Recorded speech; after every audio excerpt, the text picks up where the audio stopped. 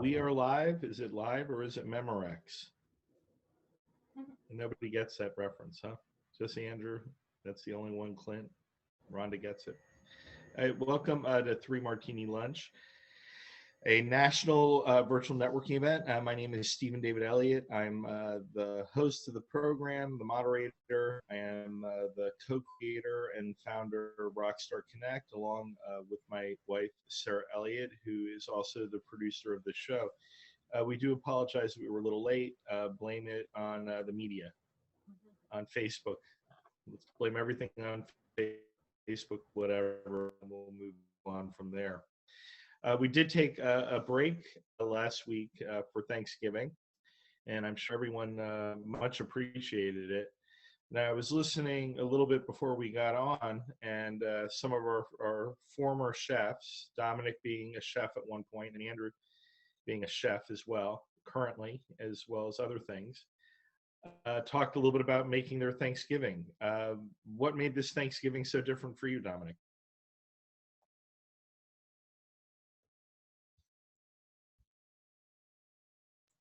Sorry about that.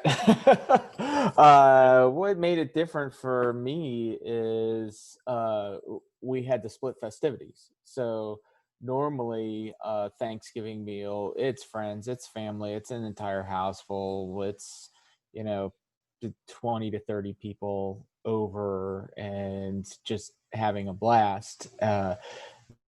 This year we had to do 2 different Thanksgivings. We had to do a friend's Thanksgiving and a family Thanksgiving on 2 separate days to keep the number of people down.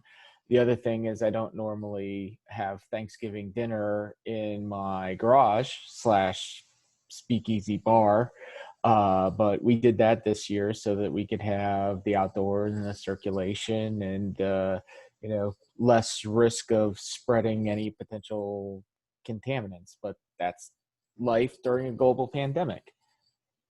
Yeah, definitely is different cooking Thanksgiving. I mean, I'm used to having, not 100 people at an event, but for Thanksgiving, probably about 12 to 14. So it's always overcooking to make sure that you have enough food for those people. It was really a pleasure cooking for only 9 because I knew that there was going to be enough food no matter what. And I wasn't stuck with a tremendous amount of leftovers. We only did 1 evening of leftovers and, a scad more, and the rest went into the garbage can. Don't love turkey that much. Not my favorite meal. Andrew, so how is it different for you being a married man? Well, that was different because I can now say I had my in-laws instead of my girlfriend's parents. And aside from that, there was only 4 of us, and then one person showed up late because her husband is stuck in Ireland due to the pandemic. So she came over and ate a little bit with us, but hers were already kind of in the category of leftovers because we'd already finished. That's right. Andrew, what's the difference between in-laws and outlaws? I don't know, but I like where this is headed. Outlaws are wanted. I like it. You like that? Yep. I like when Domenic likes that one. I love that. So, Noah, did you have a nice vegan Thanksgiving? Probably your first one? No, we're not vegan. There is a turkey every year. My boys, I call them my termites, loved. And I think it was my best turkey ever. I think I did my specialty this year. I actually made it very simple, and it came out the best in my 15 years in the US. Simplicity is the best. It absolutely is. I used to get a turkey and brine it, get an heirloom turkey and everything else. Now I just get a butterball and I cook it according to the instructions on the label. Comes out perfect anytime. Who would have thought? Yeah. Israel does make in Israel they make some of the best turkey in the world, but it's up on a spit with a big piece of lamb fat on top. Yeah, not my favorite. I prefer different stuff. I prefer the vegetable anyway, but that's the day for my boys. It's my boys' day. And something that came into mind that, when you move from one country to another, the one thing you really miss is family. because it's always like holidays is about big families. So we really had to create our own tradition here in the US with this new situation for us. So I actually really enjoy if we have a small gathering. We learned how to do that with the years. So we have that muscle. I think Thanksgiving is one of those great holidays for people that are moving to the United States from other countries. You can pick it up right away. Who's going to disagree with getting together and eating a whole bunch of food amongst family and friends, right? Yeah, I will just adjust. You pick and choose. That's, I think, the good thing about that. You can choose what you want from the variety, and you make your own tradition. Right, and you're also creating a new family here too, and introducing new friends into your family. Yeah. So Rhonda, you were in your new home for Thanksgiving. I bet you didn't even unpack enough to make a thing, right? Well, actually, I'm the one that has the sign, the kitchen came with the house. Thank God Bob cooks, right? So it was very small. It was just the three of us. It was me, Bob, and my younger daughter who lives in Huntington Beach. My older daughter, unfortunately, has COVID, not a serious case, but she's been fighting it for over a week, and she's in Denver. So she joined us on Zoom, but it was small and cozy. But the nice part was we got to sit outside, and my daughter, we made her get a COVID test before she came, my 29-year-old. So it was fun. I mean, she loved, at first she was kind of like shell-shocked because she's like, I don't have a room in the house anymore. And it's like, no, it's called being an adult, like you move out and you have your own. But we do have a really cool Murphy bed, so we turned Bob's office into a room for her. And when she figured out that she could walk to the beach, she actually liked it. So. Well, you get a lot less dishes to clean, of course. That's for sure. Absolutely. Yeah. And we're still unpacking. Definitely still unpacking. Excellent. And it was nice to have, did you take the week a little bit less appointments, less calls? I did. I actually blocked off my calendar for Friday, didn't take any calls. And we made some progress in getting more boxes done and getting rid of more stuff. It's still a process, but we're getting there. I think that a lot of people, in light of COVID and Thanksgiving and not really, maybe losing a little control of the way they wanted to do it, were able to actually let go of control themselves and just enjoy the event for what it was. I think it was one of the best Thanksgivings our family has enjoyed in an awful long time. Well, I love seeing what you post I love your food postings, by the way, on Facebook. I mean, they're always amazing, Well, I made 10 dishes for Thanksgiving. You would make a great Jewish mother, Stephen. Really, like, amazing. Yeah, and I say that with love. I'm a little bit of a food pusher, so I can understand that entirely. Clint, so how was your Thanksgiving? Any new traditions made? My wife's grandmother is immune compromised, and so we really couldn't have many people or any people over at her house. And so we kind of just did separate things. My mom's family and my wife's family, did kind of separate. So that was kind of different. But we also didn't play our normal Thanksgiving Day football game that me and my friends have been playing for the last 12 years. We didn't get to do that today, so we kind of started something new where we got 7 or 8 people and we went out and played basketball, played golf the day before, then spent all day Friday doing adult activities while watching football. So it was overall it was a pretty good weekend. Okay, don't elaborate on adult activities. We don't. No, it's fine. But as far as you gave up the football, I was going to say, so that's great. No middle-aged men with broken ankles, but then again, basketball, definitely has. Well, it's funny because you get a bunch of over 30, over 35 guys together to play a 2-hour-long football game that's supposed to be non-tackle, and always somebody gets hurt, and inevitably it's a separated shoulder or broken rib or a missing crown in some instances. So it was sad that we didn't get to do it. We missed that camaraderie, but the guy that organizes it, his wife is a pediatric ER nurse. And so she put the kibosh on that pretty quickly. Oh, well, that's good. Glad to hear that you weren't injured. No, I haven't been one of the ones that got injured yet. So, Mr. Sher, did you have a nice, relaxing, small Thanksgiving or a large Thanksgiving down there in Florida? I know your father's in town now. Yeah, we had a very small Thanksgiving, just myself, my significant other, my younger son who lives in Florida, and my dad. But I'll tell you a good Thanksgiving story. My significant other decided she didn't want to cook because you got to pretty much do the same amount of work, whether it's 4 people or 15 people. So she goes, let's just buy something. I go, great. And we decided to get a kosher ham. A kosher ham. There is such a thing? Yeah. Okay. Just kidding. Honey baked ham is awesome. Yeah, so it is awesome. Went to the honey baked ham store, got the smoked turkey, all the side dishes, everything. So we went the week before and went to pay for it. And they go, no, you can't pay. I go, excuse me? They go, no, you can't pay. Here's your number. What day do you want to pick it up? And I said, well, probably Thursday and Wednesday is going to be insane. Let's go for Tuesday. The guy goes, wise choice. It's going to be busy, but not too busy. He goes, now you can also go online and pay for it in advance, and that's a separate line. It's going to be quicker.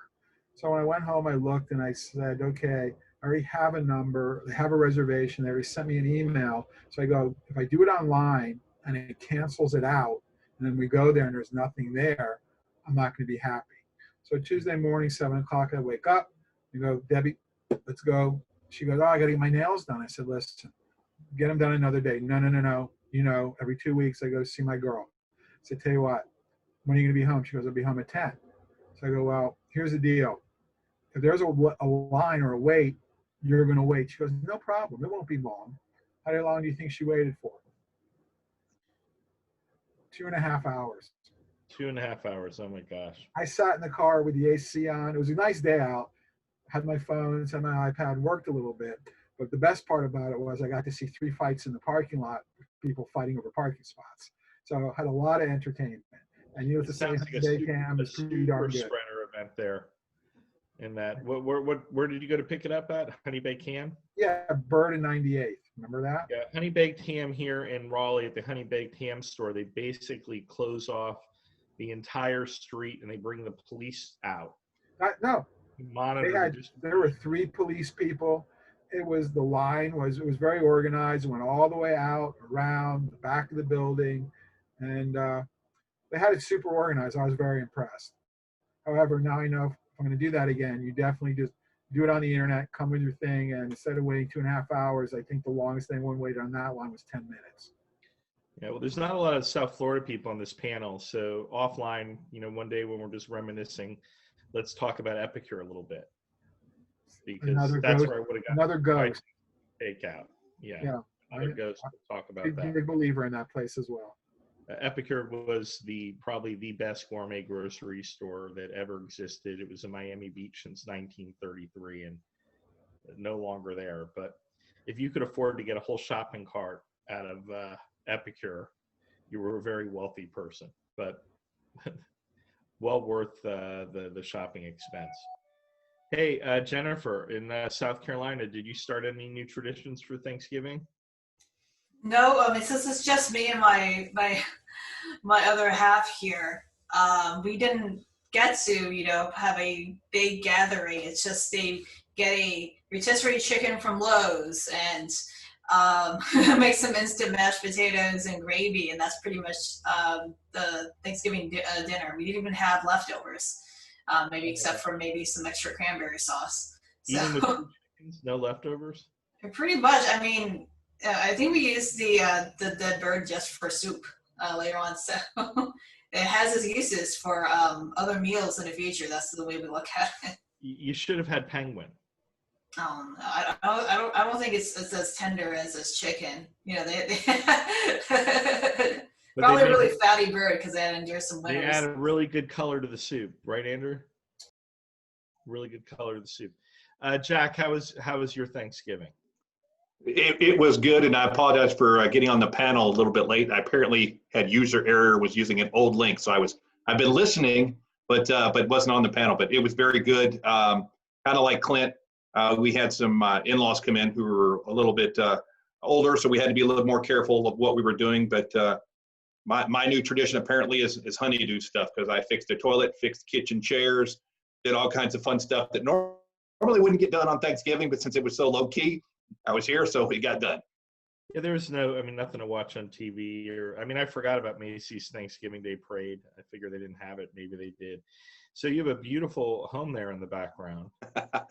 I have a beautiful picture. That's oh, okay. Yeah, I wish this was my home. Yeah, that's just the background. It's like your vision board. Exactly. So it looks like it'd be more in place out in California, where Rhonda is. Wherever this house might be, I would be happy to take it. I don't care if it's in South Dakota. Hopefully no one's listening from South Dakota. I didn't mean to offend anybody. Here, it's a great place. It's a great place to be, though. Jack, why don't we start, since we ended that Thanksgiving conversation with you, why don't we start the next conversation with you? For those of you who have not seen Three Martini Lunch before, Three Martini Lunch is a networking event. We have people that are listening in the chat. Largely, we have people listening on Facebook, where we broadcast this live in different groups, as well as on YouTube.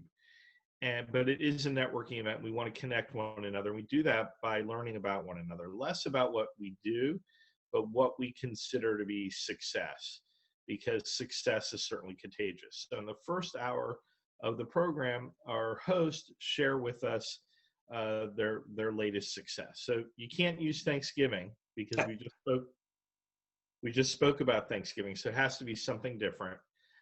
We haven't been on for 2 weeks, so we can extend it back 2 weeks. Jack, would you like to share with us a success that either you have had, one of your clients, or it could be a family success that you've had in the last 2 weeks? I'm going to give my daughter a plug. She's a junior in UNC Chapel Hill. I know Clint probably will start clapping for that, because she's a Tar Heel. But she has started her own shop on Etsy, and she is just celebrating. She has an iPad, and she's also doing that for school, doing a lot of commercial. Gosh, well, I'm going to blank. But anyway, on her Etsy thing, she does stickers and cuts them out and mails them out, and people can order stickers. And she's just went over $2,000 worth of revenue off of that, just from the stickers from people ordering. It's a millennial kind of thing, because it's all shows I've never heard of. But she's kind of already starting the entrepreneurial spirit a little bit, and making some money for herself. And I'm very proud of her for doing that. I mean, the kids absolutely love stickers. It's crazy. Yeah, one of my colleagues, who's a real estate agent, she has made more money from selling stencil cutouts on Etsy since March than she has on real estate. And this has been her best year in real estate to date. So it's sort of hard for her. Wow, I can make a couple designs and throw them up on Etsy, or I can drive people all around Kingdom Come. Well, congratulations to your daughter. That's a great success. Do you feel that you're any way responsible for that success? Any tools or encouraged it in some way? Definitely encouraged it. To me, the bigger thing for her through this, and I guess she'll kill me if I don't mention the name of the site, it's Digital Redesign. But it's something that she enjoys doing. And I think that's really more what I have tried to preach to her and to all my kids is, a job isn't a job as much as if it's something you enjoy doing. So, she has found something she likes. She likes doing videography and this kind of stuff. And so, it's almost kind of like it's not a job for her. So I really haven't had to push her once she got started. But I think maybe just talking about finding something that you like to do in life and making that your vocation is a win. So. Excellent. Congratulations.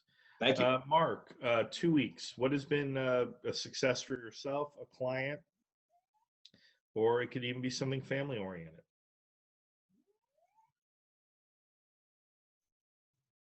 Mark, are you muted?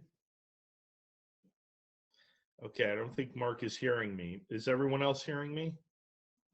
All right, let's go over to Noah. We'll come back to Mark.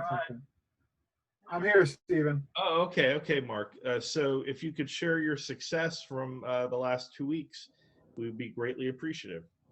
Well, my biggest success was not having to wait on the line at the honey baked ham store. For your kosher ham. Exactly. That's a great success. I want everyone to know that is Mark's background. He is not drowning. So don't be concerned. Even though he might be getting a little dizzy from the background, he is not drowning. Mark, are you planning on working very hard until Christmas, or are you going to take it easy the next month or so? Actually, usually before the end of the year, probably next week or so, a lot of people, because their accountants are telling them, hey, it's the end of the year, you got to kind of think about planning, taxes, things like that. We're going to get a number of phone calls, but for us, it's just getting ready, because what do people do during the holidays? They spend a lot of money, that's for sure. That's right. And guess what? January 1st, when they're looking at all their debt, their resolution is to try and eliminate it. And what do? We show people how to get out of debt, typically in 9 years or less, including their mortgage and student loans, as well as their credit cards, without spending any more than they're currently spending. So that's the first 2 months of the year are extremely busy for us always. Well, that's fantastic. I'm getting a lot of calls in real estate with people asking me a lot of questions about, whether they should buy an investment property or whether they should get a second home to vacation to, or whether they should upgrade the home they're in or downsize. And it's always an interesting discussion because the answer is different for every person, depending on their situation. But largely, it's a very good opportunity, and Andrew will concur with me. He's a real estate agent, to purchase right now because of the lower interest rates. But someone like Mark, once you get under that mortgage, even though the interest rates are low, it's still debt. So a success for you would be helping one of those people get out of debt to do what, Mark? Well, it would be for us to show them how to eliminate their debts, so then they can now start putting money away for retirement. Well, very good. That's most people's goal in life, is to be able to retire. And I read something really interesting just the other day, and it was a woman who was fortunate enough to be able to sit down and talk with Warren Buffett. This wasn't recently, this was about 20 years ago. And he was talking to her, asking her what her goals were, and she wanted to retire. And she was asking him, where do you think I should invest my money? And he asked her a very poignant question, which was, do you have any debt? Do you have any credit card debt? Yes, I do. How much interest are you paying? Well, I'm paying about 18%. He just looked at her and said, I don't know how to make 18%. Before you do anything else, eliminate your debt before you start trying to make money, because if you're paying 18% interest, you're not making that much on any investment that's legitimate. And you're just, walking, up a down escalator. So that's what most people don't get. That's great advice. And I'll give you guys some real estate advice right now, depending on where you are living in the country. But if you're in a strong market right now, go into those neighborhoods that 5 years ago you never would have went into. They had the smaller houses. You're not interested in small houses, so you didn't look in those neighborhoods. Look in those neighborhoods for opportunity. You're going to start seeing in front of houses in those neighborhoods construction signs. People are redoing them. Those whole neighborhoods are going to flip over. It's not just going to be one house on each block. Those whole neighborhoods are going to flip over. And there's money to be had there, not only flipping, which is, basically that's a job in and of itself, but in purchasing a property and holding it. And also that may be your opportunity. You always wanted to live next to a downtown happening area. That could be the next transitional area that's a happening area where you may want to downsize to, because a 1,000 square foot house might look very attractive if you're moving out of a large house. And Rhonda just did a downsize. It can be very rewarding. So now is an excellent opportunity to invest. I mean, my clients that have purchased real estate for me over the last, and this is my 10th year in real estate, have been very happy, taking advantage of those opportunities. And now we really do have a good opportunity in real estate. So Noah, welcome back. 2 weeks, 2 times in a row. Last week we had off. So glad to have you back. Thank you. Could you please share with us some successes you've had recently? So we said the turkey, but I think one of the things that was really exciting was one of my clients that was so himself. It's always like, I'm not good enough as a leader. I don't do a good job. And suddenly you see that internal vocabulary changing, and he's saying something nice about himself.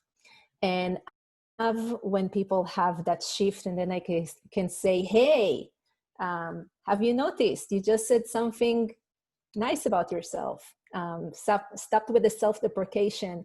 So I love to see with the awareness that you help people create. I say that many times we are in that awareless or aware mess, but people create awareness and realize the way they speak to themselves.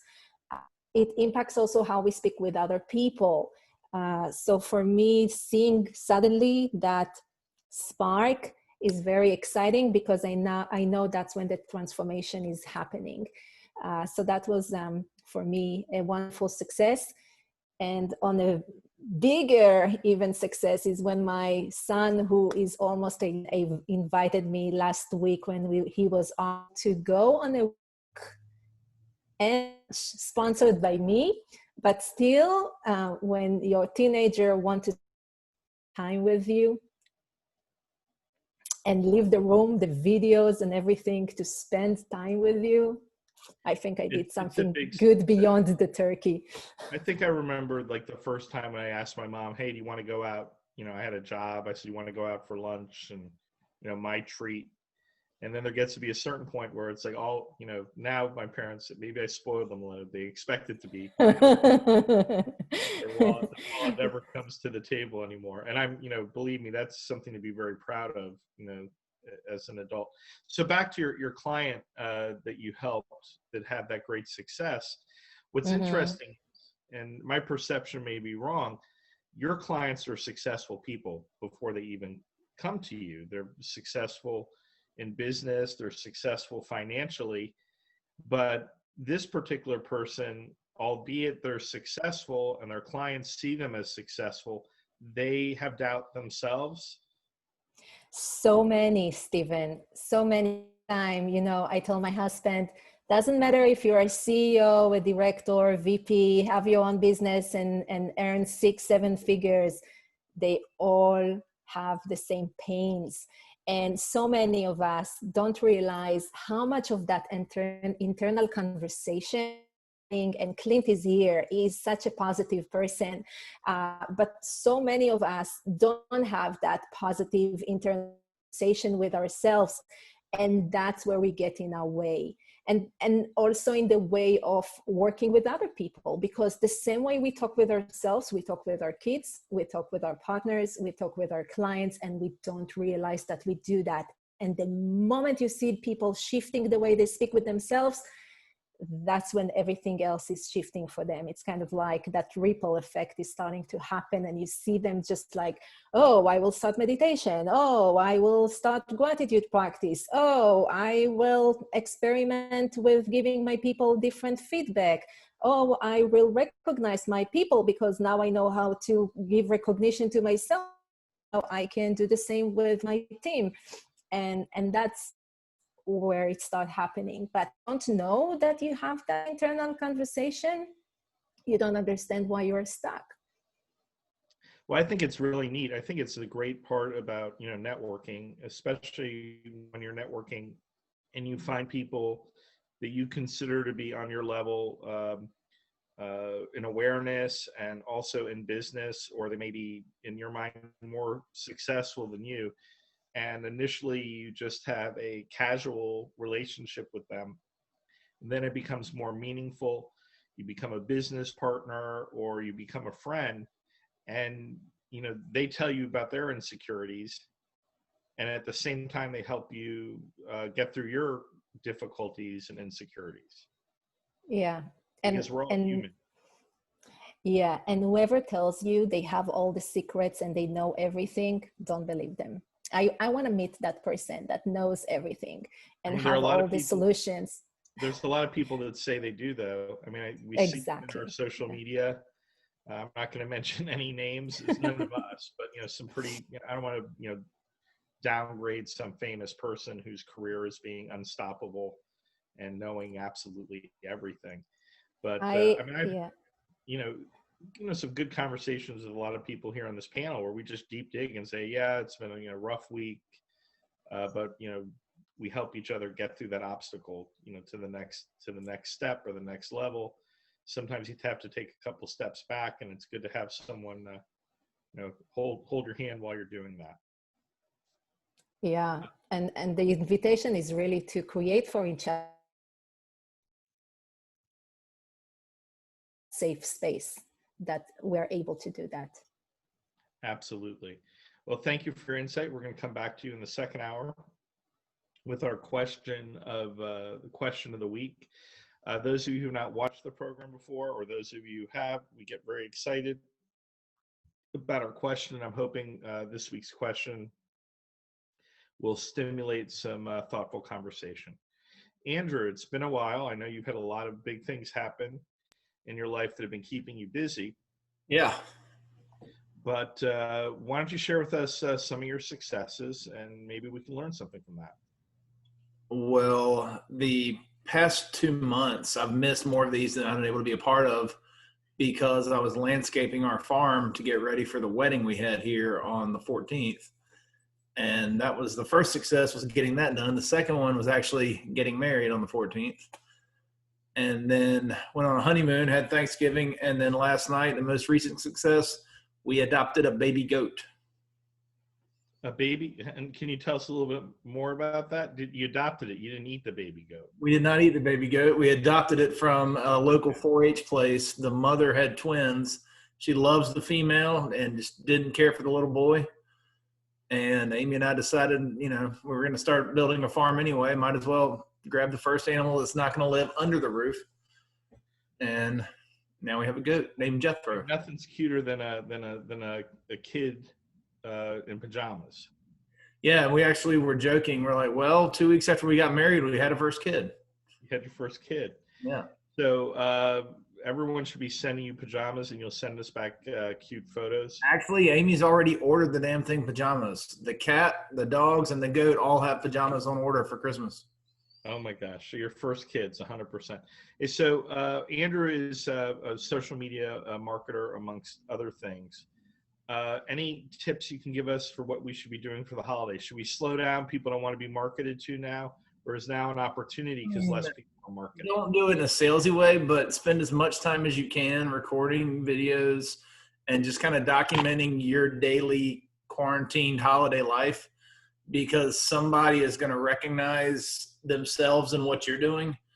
And when they need whatever service it is you provide, they're going to pop back, hey, that person does the same thing, or they do what I need.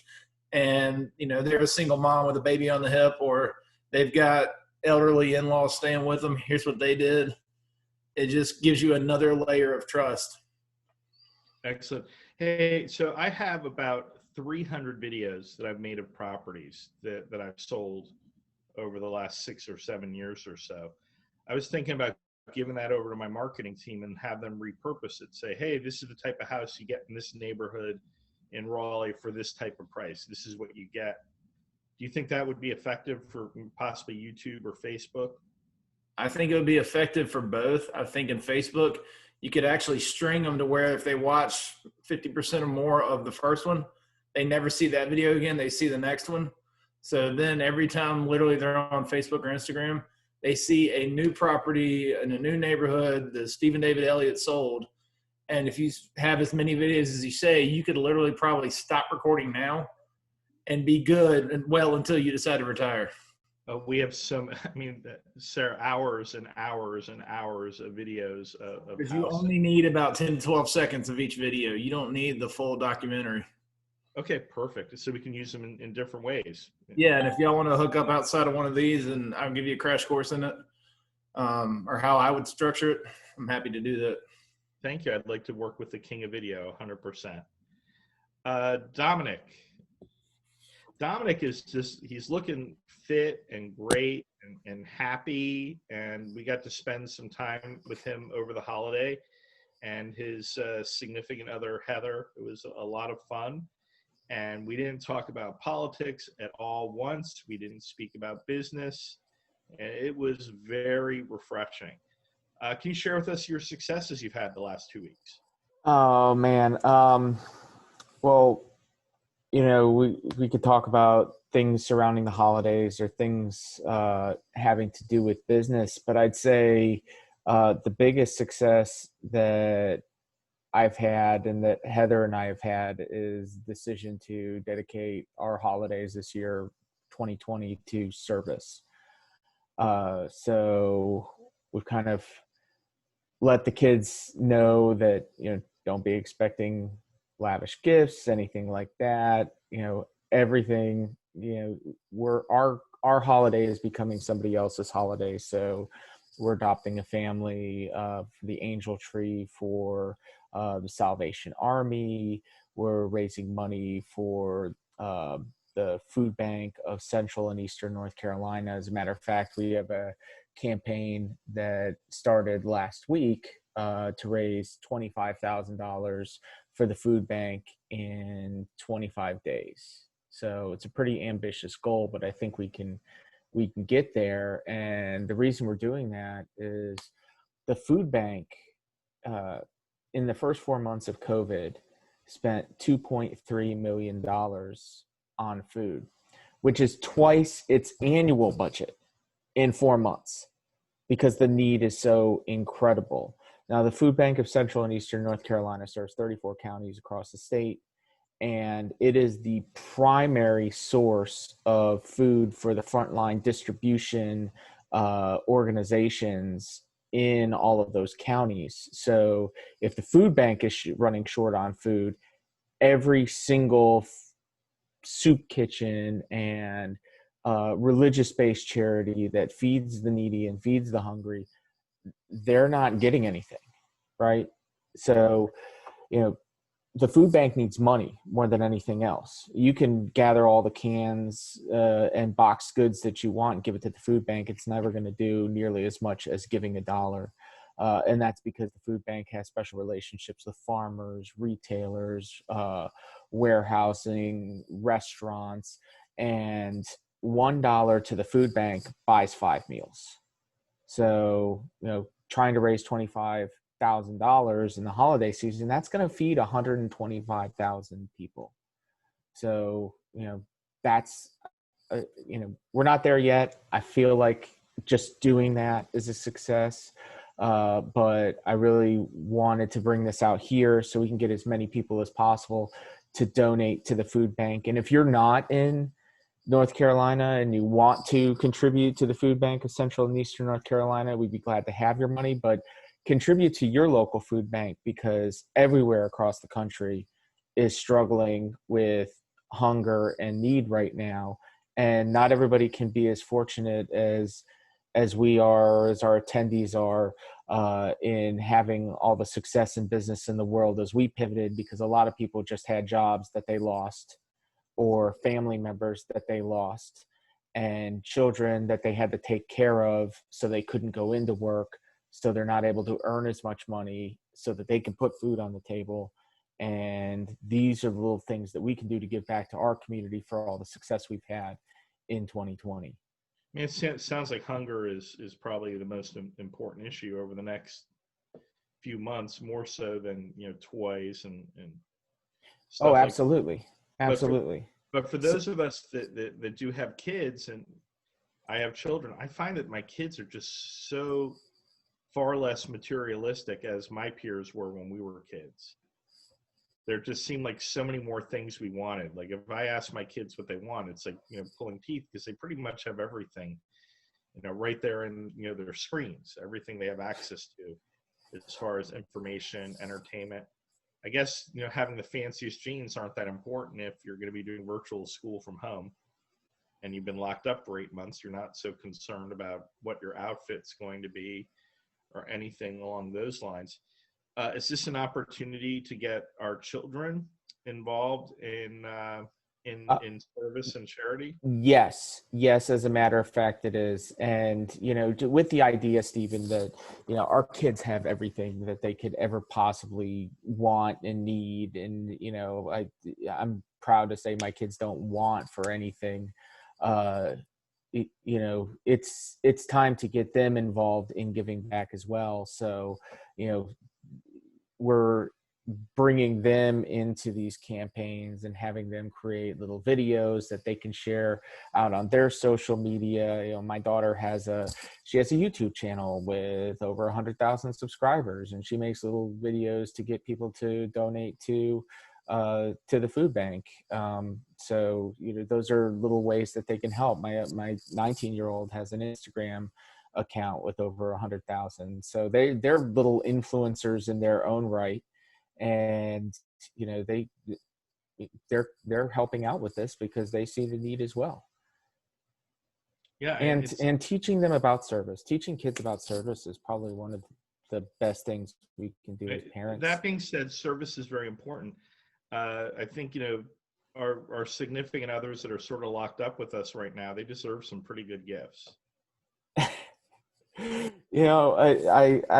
laugh. Yes, they deserve everything, but at the same time, we haven't waited for anything. Like there's, right now in the situation we're in, if you need something for the house or you need something for yourself, you just go get it. You don't wait around for a holiday for that right now. There's been a lot of retail therapy going on via Amazon. On a daily basis. You should see my recycling bin. It's 50% glass bottles, 50% cardboard. So it is what it is. Glass bottles, they don't hide them anymore. No. Yeah, that's fine. Sarah put something, she saw some leopard spotted Ugg slippers, with the lamb on it. And she said, oh, well, I'm going to put that in the cart.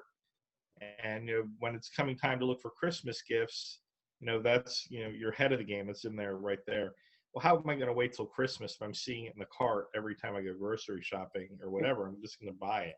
Exactly. I want to do something special for Sarah because it's not a question of she deserves it. She certainly deserves it.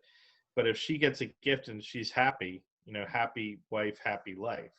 I'm going to enjoy her getting that gift as much as she's going to enjoy getting the gift if I get the right gift. Well, I think that Sarah is a really happy person, just generally. And, spending time with you guys and seeing how you all interact, there's definitely, she doesn't want for anything either.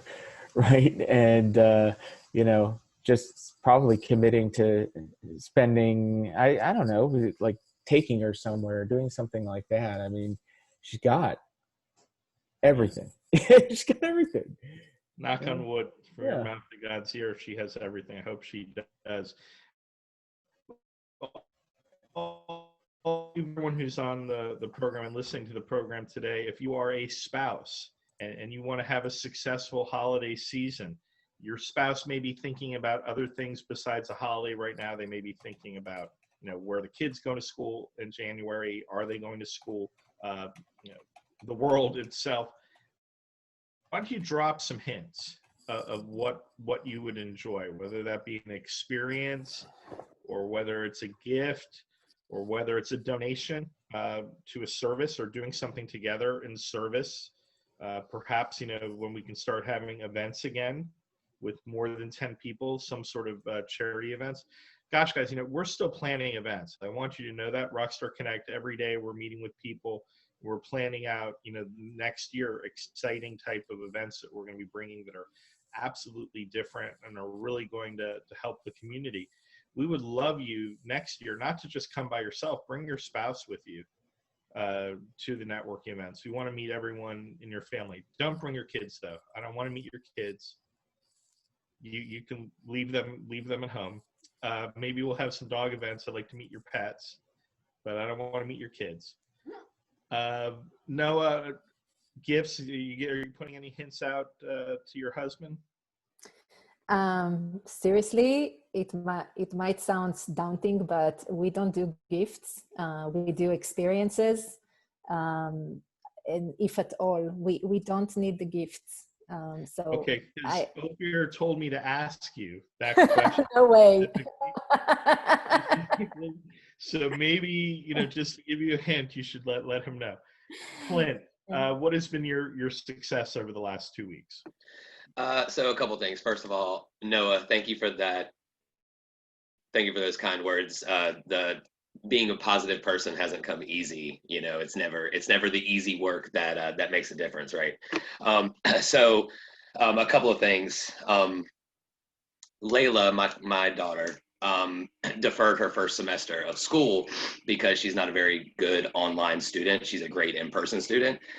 So she has decided that since school is online for now until the foreseeable future, that she still wanted to pursue her dream. And so that's what she's doing. And she was able to successfully get logged in and registered for classes starting in January. So that was awesome. My wife and her best friend have a business that they have been able to get off the ground pretty successfully and just got their first out-of-state order, which is pretty phenomenal. So I was very proud of them. And personally, I'm 60 days today into the last 90-day challenge for the rest of the year. So it's just giving up something that is not good for your body, drinking half your body weight in ounces of water, exercising at least 30 minutes a day, and doing a gratitude journal. So it's not as easy as it sounds to do those things every day. You have to be mindful. You have to be intentional with these practices. So those are the things that have really been a success for me. Oh, and a big shout out to two people that aren't on this call, at least at this moment, Jenny and Katie, for Jenny's podcast that Katie was on, dropped today, which was awesome. And Domenic posted something about Giving Tuesday, which they talk about in that podcast. And if anybody on this panel, anybody in the world listening knows Katie, go talk to her, go give to her today. It is important what she's doing. Well, that's terrific. Someone explain a little bit about Giving Tuesday, who has a good handle on that. I Go for it, Dom. You can donate to certain charities and that they've selected, and they will match them. Domenic, do you know a little bit more about that? I mean, I don't know what the origin of Giving Tuesday is. I just know that it is. And it makes sense, the Tuesday following Thanksgiving. Well, it's about giving to nonprofits. And so it's all about nonprofits today. So it's like a Small Business Saturday for nonprofits, essentially. I think it's after Black Friday that you buy for yourself, and Cyber Monday that you buy for yourself is how you can give back to charity. And then mostly Thanksgiving's time, when I used to work in the nonprofit space, it's focused on raising money before the end of the year.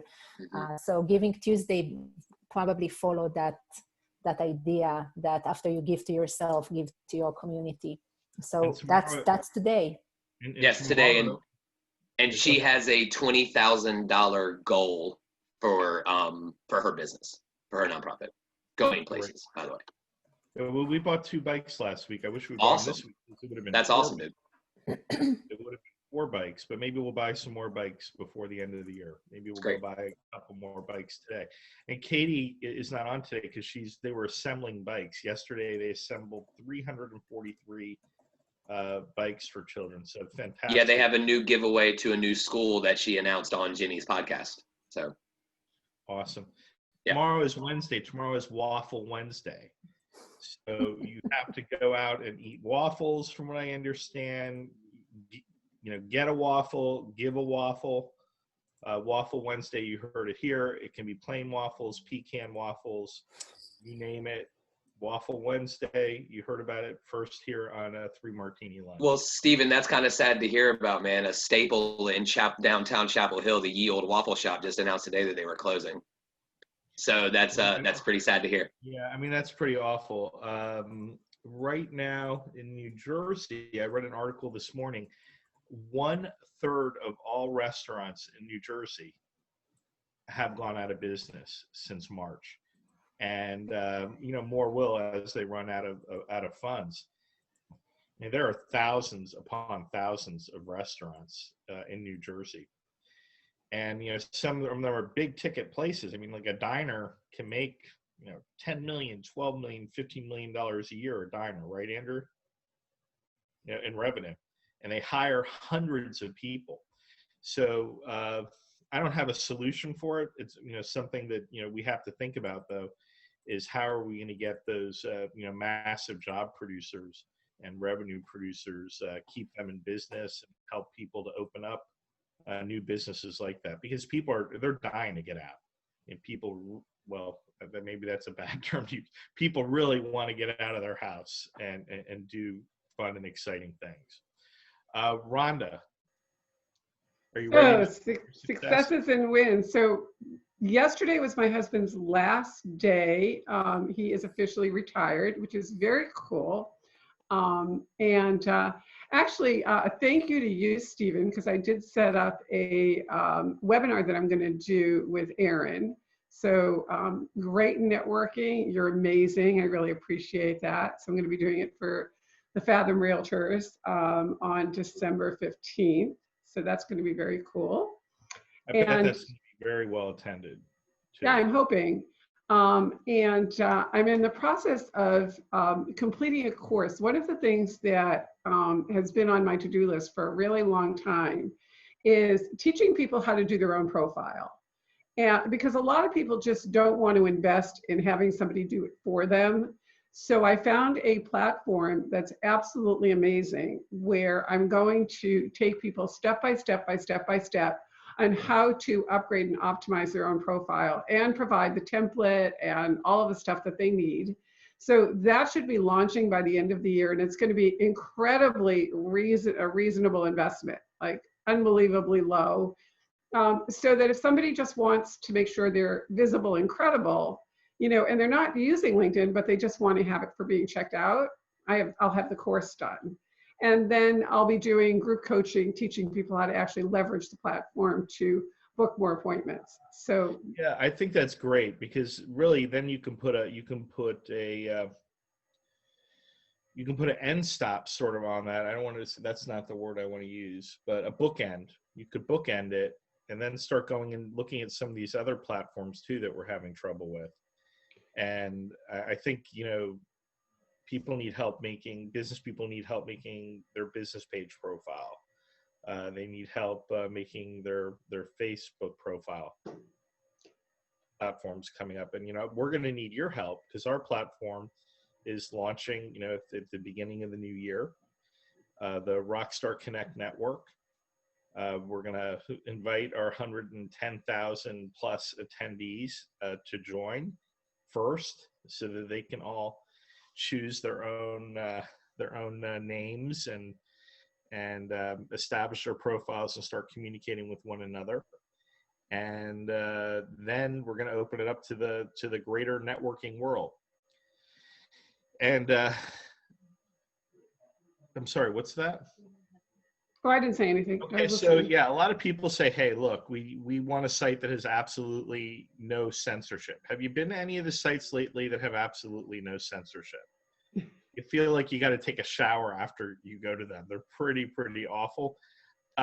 We will have some sort of censorship. Our censorship will be, initially, self-censorship, trying to avoid speaking to people civilly, eliminating politics. Politics has no place in business, and we network to create meaningful connections. But ultimately, everyone who participates in our platform, we are business people, and we're in the business of doing business. So, Rhonda, of course, hopefully you'll be an early user of the platform, and maybe you can give us some tips to people on how to make their profiles on our network. And it's tell me if I'm saying this wrong. Is it the Rockstar Connect network? Rockstar Connect network. Everybody will get an invitation. Everyone will get an invitation. Jump on that quickly so that you make sure that you get your name in there first. Okay, so we just lost Jennifer. Jennifer didn't get to share her successes, unfortunately. We're going into the next hour. In the next hour, we're going to be joined by everyone's favorites, Norma Hollis and Jacqueline Wittenberg. If they don't show up, I'm going to be embarrassed because they just said that. But I really want you guys, I want to thank you guys for sharing your successes. I mean, this has really evolved over a period of time, this program. Everyone is very comfortable in sharing what's important to them and helping other people, you know, connect with one another and network. Now, I know you need to jump on another call, but you have 1 minute before that call, right, Rhonda? Yep, I have 1 minute. And Mark, I want to connect with you as well. We definitely have to jump on a call one of these days. Not because we have the same last name, but because there's a... I apologize because I was supposed to put that call together last week, but I had a laundry list of calls I was putting together. But No, that's cool. We're good. But I do have another call to jump on, so. Okay, so here's the question. You can answer the question, then you can jump on the call. Okay. What's one thing you wish people would talk about less, and what's one thing you wish people spoke more about? Oh, that's easy. I wish they would stop talking about the pandemic and they would start talking about gratitude. I mean, I can't stand watching the news and, you know, looking at the numbers and all of that. So I wish they would just stop talking about all the terrible things and start talking about all the things that, you know, you can be grateful for. Like, you know what? I'm grateful to be on this platform with all you guys. I'm grateful that I'm healthy, that I'm living, you know, with my husband and my daughters are doing well. I'm so grateful for all the great things. I guess I just wish people would just focus on the good and kind of give less attention to the negative. Yeah, I mean, and I'm gonna let you go, but I think wouldn't it be great if the media, for every negative story or comment they made, they had to share 3 positive things? Yeah, I think you should put that in. I think that's awesome. And that maybe that has to be in the network. If you're going to post something negative, you know, think about it first and turn it into something positive. Thank you for joining us. I'll let you jump off on. All right. Thanks. Bye, everyone. Bye-bye. I'm leaving too. Noah, do you want to answer that question before you go? Sure. Yeah. Okay. What's one thing you wish people would talk about less, and what's one thing you wish people spoke more about? Can I tweak it a bit? I would love people to complain less and lead more. That's what I would like to see. Every time I step into complain, I tell myself, or you stop and choose being a leader, or just stop complaining. So it's, or you stop complaining, or you choose being a leader and create a change. That's what I would love to see. Fantastic. I'm going to let you jump off and I'm going to elaborate on that. Thank you. Thank you, everyone. My thoughts are on that. Bye. I think that, you know, everybody does have, you know, the right to, you know, every once in a while bitch and moan a little bit and complain, but do that with the right people. Recognize that anything you're said could be repeated. Don't put that up in your social media. If you do put something up like that in your social media, put a solution there as well. You know, just don't complain. You know, don't just post the problem, post the solution as well. Hey, Clint, this looks like something that interests you, that you would like this question. What's one thing you wish people would talk about less, and what's one thing you wish people spoke more about? Stop talking about the past and start talking about the future. It is so aggravating because a lot of people have had a lot of negative things happen to them in the past, and by no means do you forget them. But you learn from them, and if you continue to bring up the past, you're going to continue to learn in the past. So that hurt is going to stay with you and stick with you until you decide that you want to let it go. And so if you start talking about the future and what can happen instead of what did happen, that's what I would like to see. And Stephen, what you were saying, man, you want to sandwich. What you're supposed to do is you're supposed to do a positive, negative, positive. Sandwich them together. Sounds like a shit sandwich. So it may be, but you have two. You start with the positive, then you say the negative, and then you end with the positive. Excellent. Yeah. I think that, you know, you are the sum of all your experiences. Yep. You know, it gets to be a certain point. If you can stop crying about the past and celebrate your past and how it made you be who you are. I mean, yep. we spent time with Domenic and Heather this week, and we all, as when two couples get together, we shared our common histories. We said, wow, if none of those experiences had happened to us in our past, we would not be where we are today. And I think business people look at it differently. When we have what other people call a failure, we call it an education. Yeah.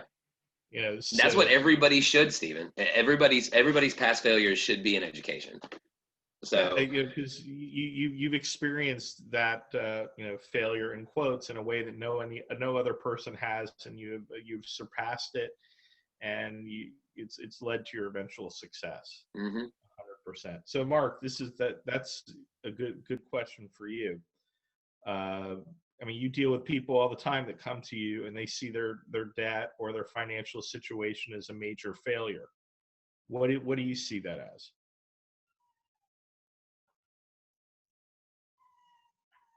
You need to unmute yourself, Mark.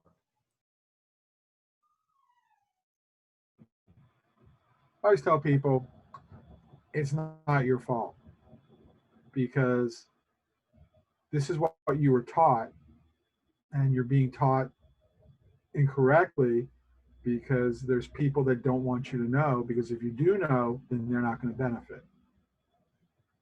Does that make sense? Yeah, absolutely. But back to the talking about the things. Yeah. What's one thing you wish people would talk about less, and what's one thing you wish people spoke more about? Well, I think there's a lot of people who like to talk about the term globalization. Okay. I personally don't like that.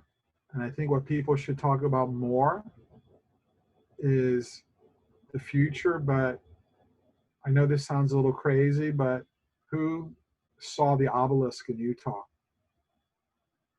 Anybody? Yes. And there's one in Romania now too. Well, the one in Utah disappeared. For real. It just disappeared. Poof. So first I was kind of like, that's Elon Musk playing with our heads. But when you start reading the reports, very interesting. Very, very interesting. Can you share more about that? Because I've only seen, little casual articles written about it.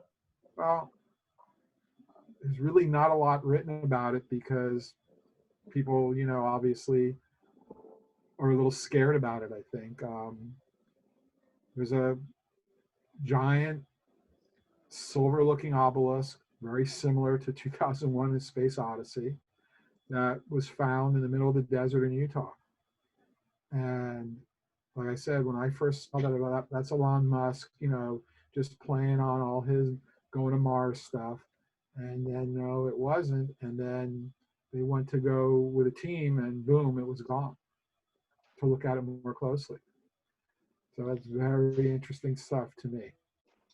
Yeah, I love falling down those sort of conspiracy holes every once in a while. They're a little dirtier than they used to. That's more of a rabbit hole than a conspiracy hole. Yeah, a little bit of a rabbit hole, and you can definitely fall into that on the internet. Maybe we'll know more about those obelisks as they start popping up all over the world in the next week, and what does that mean? It's going to be interesting for sure. One thing that I would like, that I wish people would do, is that they would talk less about themselves and more about other people. As networkers, I think our success is even greater when we talk about people in our network and how proud we are of them and their skills, and make introductions. I talk about Mark, and I say, Mark can, paint pictures in the air to help people, see and understand a problem. And everyone, here on this panel has special skills in that regard, or you wouldn't be invited to be on the program. Andrew, this is a good question for you. What is one thing you wish people would talk about less, and what's one thing you wish people spoke more about? It's pretty simple. I wish people would rephrase the way they give unsolicited advice. Nothing drives me crazier than when they say, what you really need to do, when their background has nothing to do with what I'm doing. They stayed at a Holiday Inn Express once. Yeah, and that is literally all the qualification they have. They will come in your kitchen and tell you what you need to do with this particular recipe. They will come into your house and tell you what you need to do for this particular repair. And they have no basis on that. I wish people would stop doing that and say, hey, the last time something like this happened to me, here's what I did. Just that simple rephrasing, because that makes it slightly less painful. How would you say that? How would you use the rephrase? How would we say if that? I saw you struggling with an issue, instead of saying, Stephen, you know what you really need to do, because you're going to go, I would say, hey, the last time I had a similar situation, here's what worked for me. Yes, I think that's great. And it really makes me think about something that you can relate to. And I was thinking about it earlier today. I go into the large real estate forums, and typically there'll be people that'll ask a question. So they are soliciting advice, but they're soliciting advice because in many cases, they want to know. They don't understand, and they're going to a large group of professionals, and their expectation is that they're going to get solutions, which is what they should be talking about. Instead, they get ridicule. Yeah, they get beat up, man. It's not cool. Yeah, so someone yesterday, and a lot of you don't do real estate, but you're familiar with real estate. You're familiar with business. You all know who Gary Keller is. He wrote the Millionaire Real Estate Agent, and it's quite a dense book. It's not like fun, easy reading. It's 365 pages of sort of boring stories, and then kernels of truth every couple chapters. And a woman came on and said, hey, I really want to read that book. I know it's of value to me. I've tried multiple times to pick it up. Is there an audio book, or are there Cliff's Notes for that type of book? Did you see that post? Yeah. And then 268 people abused her and basically said, well, if you aren't willing to make the investment in time to read this incredibly boring book that was written on 20, 30 years ago and not updated, you aren't serious about your business. Let's have a lot less of that. I have another book that is the opposite, and you will appreciate this because I know your type is anything that looks like Matthew McConaughey. Have you heard his new book, Green Lights? No, I haven't, but I'm a huge Matthew McConaughey. Read it. Listen to the Audible version because he tells the story himself. And it's literally his journals.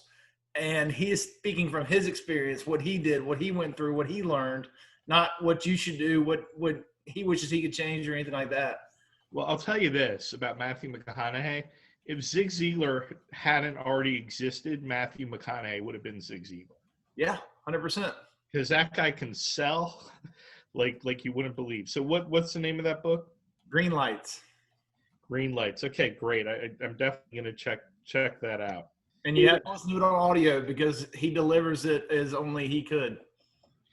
Matthew, the lender I work with, Parrish, who I think I've introduced you to, I call him, he's like Matthew McConaughey. He's the real estate agent whisperer. Yeah. If a deal is going down, I'm going to put him on the phone, and he's going to Matthew McConaughey those agents into getting into line. No, Dom, it doesn't start like that, but he does talk about where he got the inspiration for the all right, all right, all right. That's funny. That is totally my friend Parrish. Yes. Domenic. Can you hear me? Oh, wait, someone was adding into that question mark? Real quick, I have a question for you, Andrew, because I have to go. How did you end up naming your goat Jethro? Because he came with the name Jethro from, I guess, the band Jethro Tull. Okay. Because I was just wondering if you considered calling him Billy. No, and I really wanted to call him Curry, but just had to ask that question. Thank you. Appreciate it. Yeah, that's the hard part. Once you get a goat for a pet, that means you can never eat goat again. I mean, I have a dog named Skillet. I felt like a goat named Curry would be good, but Amy did not like that idea. Indian or Jamaican? Don't get a potbelly pig, or you're never going to be able to have barbecue again. Oh no, that's never. If I have one, I'm just never going to name it because that thing will be barbecue. Okay, so Domenic. Hey, go to Jackie. She hasn't spoken yet. Well, Jackie, I'm going to give Jackie, the last word sort of. We lost Clint, so people are dropping like flies. So the Clint's people that still are here, but Jackie hasn't given us her success for the week. First of all, Jackie, would you like to share with us your success since the last program 2 weeks ago, and then we'll jump into this week's question. My success is that I survived Thanksgiving and that we are no longer having turkey at my home. That is my success. No, Yeah. seriously, I have many successes to share. Actually, there are more blessings than they are successes, because it took a whole bunch of people to make all of these great things happen. And of course, it has everything to do with my passion for charity, and especially for education. And so many people helped over the last couple of weeks, but this week has been a huge success. We've got a great partnership finalizing this week. Excited about that. And we're now set up to accept stocks through our scholarship fund. And that was a gift that came from an investment company, and we are just blessed. So many, many blessings this week, if you will. Excellent. So congratulations on that. I have the question of the week for you for this hour. What's one thing you wish people would talk about less, and what's one thing you wish people spoke more about? I wish people would speak about politics less, because I'm tired of hearing their twisted opinions. I know that everyone has one, and you're entitled to it, but at least if you're going to talk about it, let's view the facts and not what you think. And what I would like to hear people talk about more is giving back, so that it really affects people's lives in a positive way. I think the more we talk about it, the more we open people's hearts and their minds up to it. Of course, Dominic's going to make fun of me because I'm talking about a post I made on Facebook. But I made a post this week, and it didn't get a lot of traction, but it was something that I had to say, that since March of this year, I've been finding my real estate transactions with other agents to be much more pleasant. People are being more patient with one another. They're spending time. I mean, although we're not seeing it, we didn't see each other before. Let's face it. We don't even see each other at the closing room table. It's always usually by phone.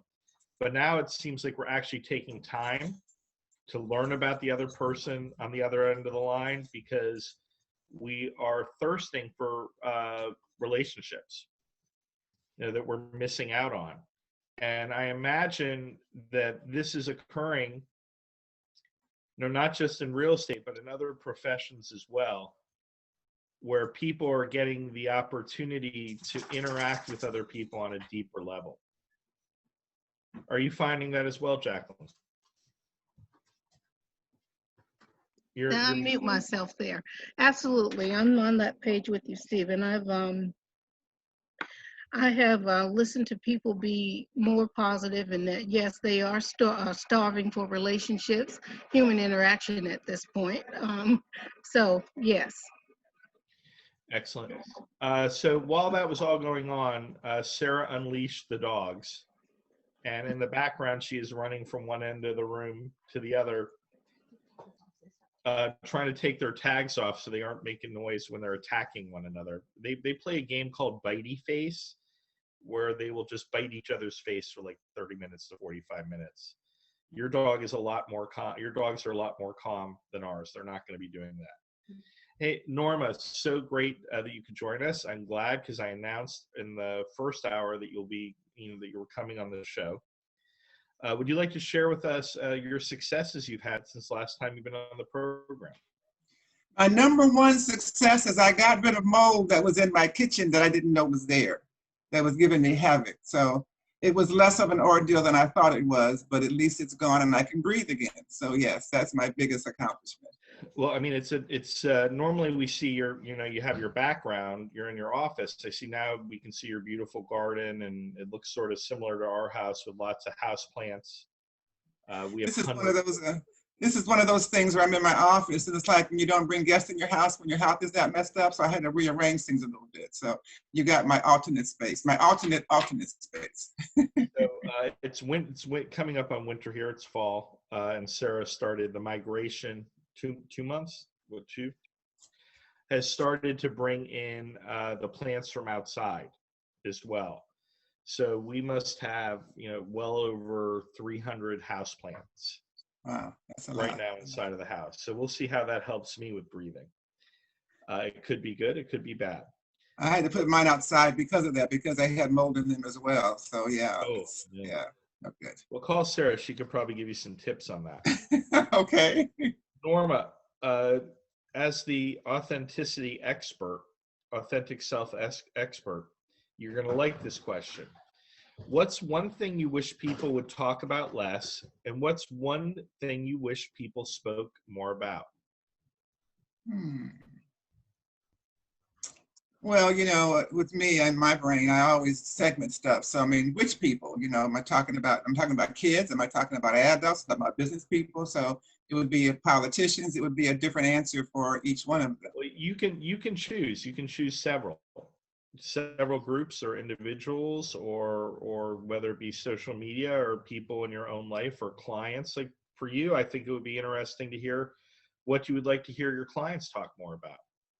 Well, I'll do that. I'm going to do the youth first, because that came to my mind first, and I'm doing some programs with youth, and I would like to see them talk less about the physical entrapments of life and more about who they are and what they're here for.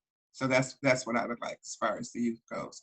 As far as my clients, I think maybe I would like them, my speaking clients, I would like them to talk less about who they admire and more about who they can be. So, because I know when I had my bureau and I would meet speakers and I'd ask them, who do you most admire as a speaker? And they would tell me, then I'd ask them to speak, and they start speaking, imitating the person that they like.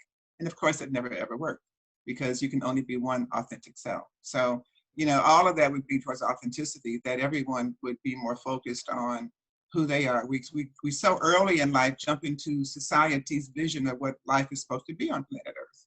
And sometimes people don't think, well, maybe it doesn't have to be this way. Maybe there's other ways to do this that are more aligned with who I am.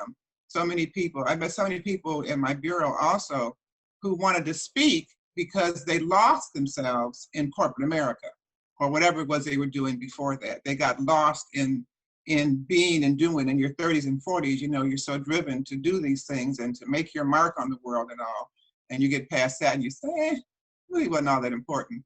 But so it'd be nice if some of the younger ones recognize the what's really important earlier without killing themselves trying to get to what they think is important. It seems, and tell me if I'm wrong, because we started off with the youth. It seems like a lot of youth today, they have an obsession with becoming famous. They want to have a big YouTube channel. They want people to know who they are. They want to be influencers. And then, like you said, they mimic other people that are already famous. They're not doing something new. So I guess there's nothing wrong with being famous, although you give up a lot of privacy and the ability to lead, possibly a fulfilling life. What would your advice be to those people that want to be famous? Is it worth it? And if it is, what should they do to achieve it? Well, right, I should ask you to redefine what you mean by famous. So famous by whose terms? Famous by the mass of society, famous by your family, famous by your community, famous by your industry. There's so many different ways to look at it. If you look at famous as hitting the top pinnacle of whatever industry, well, that's a really unusual, that's a very difficult road to go down, because chances are you're not gonna make that. But there's a lot of famous, and I think that speaking of being famous speaks to particularly youth's lack of knowing who they are and not being heard in many cases, because celebrities are heard and seen. And when there's so many people in the world, and and so many kids in your classroom, even you don't get heard and seen all the time. And humans need to be heard and seen. That's part of the human condition. So I think that's the crux of that, is being heard and seen, and being respected and honored, and recognizing that you bring value. You don't have to be known by the world to bring value to the world. I mean, it may be that it might become even more endemic if kids aren't going to school for a while, that they're going to feel the need to be known, because right now, who knows them? Their parents. And that's true. I was talking to one of my teammates yesterday about youth, and about the youth being trapped at home, and if you will. And what they really miss, because she has 3 boys from 8 to 16, I think.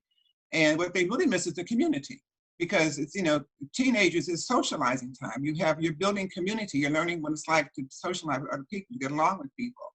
And it's not the same on the phone. And so they're missing that developmental stage, which is really a critical part of getting along in society. And so there's more isolation, and I'm sure that's going to have impact in the long run. And we don't know what the impact is. People, human beings are pretty adaptive.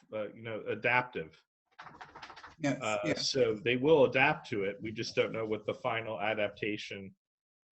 Yeah, but when you add those adaptations to the adaptations of the video screens now that have the shoot 'em ups all the time, and shoot somebody, and how well do you aim, and all that kind of stuff, it really is kind of grim, because where's the balance to all of that? Where do kids get the balance of beyond the videos, especially if that's all they're given to watch right now?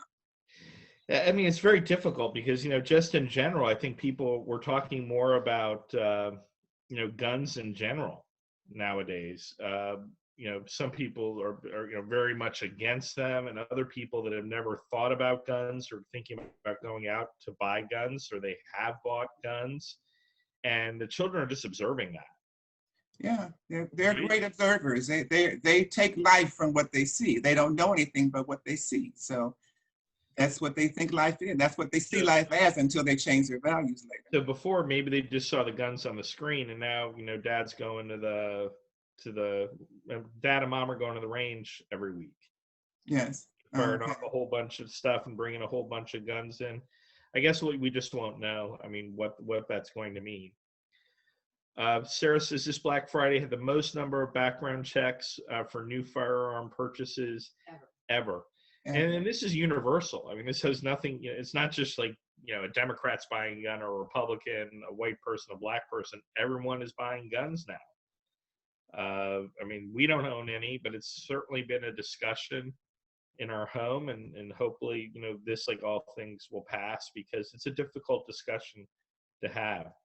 It is. Yep. Yeah. I live alone. I've had the conversation too and thought about it, but I haven't bought one yet, and I'd have to learn how to use it. Well, have it if you don't know how to use it. Yeah, if I spoke to Norma 5 years ago, she's like, "What are you talking about? Me?" Exactly. No way. What is that? What would I even do with that? I have no need for that. So it is something that has definitely entered our conversation. So now a lot of things have entered our conversation. Like, I'm sure Domenic is having much more conversations with people about life insurance and preparing for the future. I know in real estate, people are asking us for, hey, we want a piece of property out in the middle of nowhere that if something went down, we can get away real quickly. Or if we're going to be locked down in a house, we want to at least be able to look at a mountain or the beach or something like that. Or people calling up and telling us, oh, I don't have to work from an office anywhere. I can work anywhere in the world. So North Carolina is looking pretty attractive to me. And I'm wondering if, now people are going to say, hey, I can finally afford to buy a place in California. Think so? Norma is out in California. Sarah and I traveled to California for the first time in both of our lives 3 years ago now. And I have to tell you that is God's country. I mean, there are geographical and topographical features in California that I don't think you see anywhere else in the world. And it's just sort of amazing.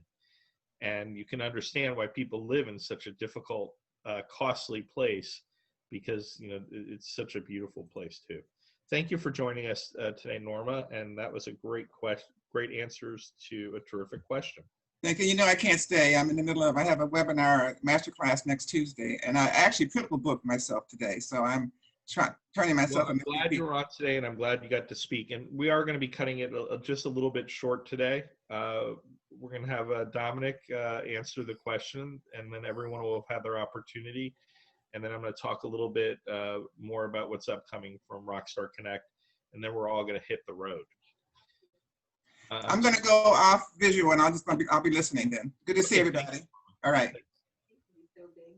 What, an update about what? Oh yeah, and we are going to have an update on our puppy, because this dog just went to the vet. Remember, Domenic, I told you this weekend that that dog has got to weigh like 25 pounds now. He's 27 pounds. Yeah. Of just like pure muscle, and he has discovered that he can reach the top of our kitchen table. Yeah. Well, it hurts when he runs into you full speed, head first. You about 100 times this week. Yeah, I know. It was like getting hit by a goat. And then they both farted on you, or just the older. All right, that's enough of that. Feel privileged. Okay, so she doesn't do that to everyone. She must have felt very comfortable with you. What's one thing you wish people would talk about less, and what's one thing you wished people spoke more about? Well, so I'm going to answer this in I guess a little bit different way. So I want to share a quote, and I think a lot of people know this. They may not know that it's attributed to Eleanor Roosevelt, but small minds talk about people, average minds talk about events, and great minds talk about ideas. So what I really wish would happen is people talk more about ideas, and people talk less about each other, right? Because, you know, you talk about, and I'll go to Jackie, you know, she says she wishes people talk less about politics unless they bring, you know, facts and ideas to the table. That's a huge problem of our civil discourse in this country right now is people don't talk about the ideas. They want to call names, throw mud, you know, just talk about the basis level of conversation that has nothing to do with identifying, you know, what kind of problems are out there, or what are the root causes of them, or what are some of the solutions or ways that we can uplift people. And that's a problem with all sorts of conversations, which is why, you know, you end up in a situation where you can't even have family members talk to each other about the different things. There's topics that are off limits because, you know, people just, they go to attack. They talk about people, and I want to talk more about ideas. And, you know, like we can take a step back in the conversation and talk about the news. You know, go back to what Rhonda was talking about. She wishes people talk less about the pandemic. Well, that's you know, news is kind of aimed at the average mind, right? It's trying to get as many people to watch as possible. So what do they talk about? They talk about the most fascinating events of the day. But they don't talk about, like, how do we solve this problem, right? Or what are some of the root causes, or what are some of the societal the systemic problems that have created a situation where it's more of a problem for some places or some people than others. And, you know, one of the things that I appreciate about coming here every single week is there's no talking about people. There's no talking about current events. All we're talking about is the ideas that we have, what we believe in, why we believe in that, why things are the way they are, and what we can do to help bring the people in our audience up, each other up, and our entire business community up. And, you know, that's just goes down to every single person here, but I'll single out again, Jackie. Every time I have a conversation with Jackie, if she talks about a person, it's only because this is a person that we were able to help, that she was able to help, that the organization and the team that they put together at the Derek Wittenberg Foundation was able to help. But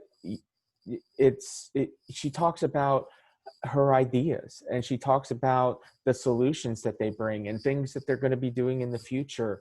And she talks about, if she talks about people, it's only in the relationships she's been able to build and the types of value that's produced and the types of the types of things that have come out of that. So that's an effective way to talk about people, is to talk about relationships and positivity and how we can bring people together. And so, that's why I'm again glad that we have this format, because it's brought all of these people that may not have gotten a chance to know each other, brought them together so we can talk about ideas, because we're all idea people. So more ideas, less people talking about people and negativity. And I think that if we all took a good dose of that, then we're going to be a lot better off just as a society. 100%. And let's bring it back to what Rockstar Connect is about. It's about networking. We insert business in there because we are, most of us are in business, but we're not in business necessarily because we all want to be billionaires. We don't all want to be Elon Musk. We don't all want to be, Trumps or what have you. We want freedom, and becoming an entrepreneur or a business person has allowed us to have freedom of thought and expression at a level that we feel that we would not achieve being limited by traditional roles in our economy. So really, I see networkers as freedom fighters. We are looking to make meaningful connections, to insert other people into our tribe, people that are free thinking and want to have impact. So when I was a little boy, I had little gray hairs because I worried about everything that was going on in the world. I was concerned about people starving in far-flung parts of the world. I was concerned about war and all of these other things I really couldn't have a lot of impact on. And little kids shouldn't worry that much. And that's one of the things I hate about what's going on now. We're putting a lot of pressure on kids. But my mother told me, she said, Stephen, if you can just impact the people that are in swinging distance of you by being a nice person, by being helpful, by helping little old ladies cross the street, by reaching to the top shelf to help someone who can't reach the top shelf, or to give advice to someone that's nearby you that you care about, you're going to have that impact. Because it's like that butterfly effect they talk about. It has ripples that go across the entire ocean. So that's why it's so important for us to keep our networks alive. And now through Rockstar Connect, and Sarah feels the same way I do. Instead of just having that immediate impact on people that are within inches of us, we can reach out to people on the other side of our state, on the other side of the United States, and other parts of the globe to have impact and to share those ideas that you're talking about. And not only sharing just ideas, but just positivity and friendship and love, because that's, the things that make us thrive as human beings. Hey, before we close down for today, does anyone want to talk more on the subject? Jackie, you look like you wanted to add something.